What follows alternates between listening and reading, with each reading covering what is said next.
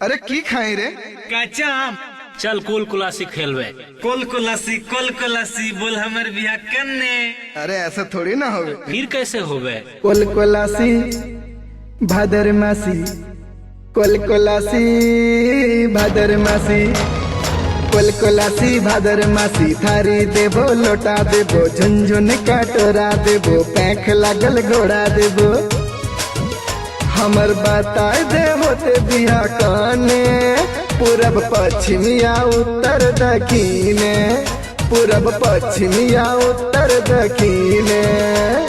कोलकोलासी भादरमासी, थारी देबो लोटा देबो, झुनझुन काटोरा देबो, पैंख लागल घोड़ा देबो।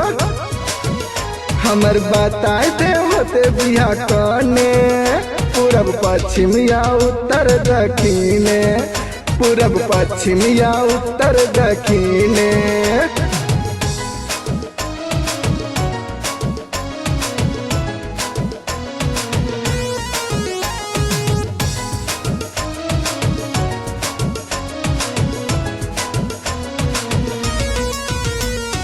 Music by Amir Gupta.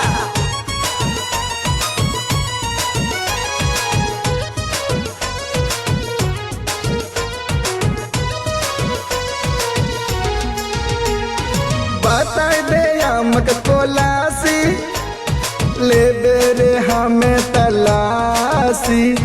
कोने दिशा में रहे हमर जीवन साथी। बताए दे आमक कोलासी, ले बेरे हमें तलासी। कोने दिशा में रहे हमर जीवन साथी। चांदनियन चंचकोरी नियन, चांदनियन चंचकोरी नियन, या होते कोई हुर के पारी। कोलकोलासी भादरमासी, कोलकोलासी भादरमासी।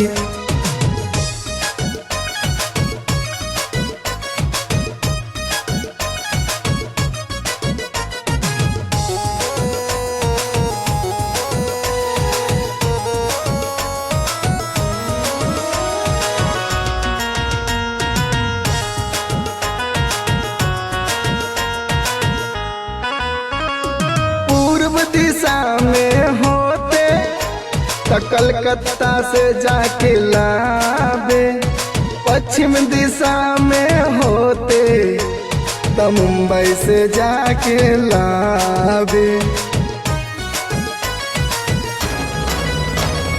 उत्तर दिशा में होते त दिल्ली से जाके लावे, दक्षिण दिशा में होते त कन्याकुमारी से लावे। चांदनियन चंचकोरी नियन, चांदनियन चंचकोरी नियन, या होते निरंजन के पारी। कोलकोलासी भादरमासी, कोलकोलासी भादरमासी।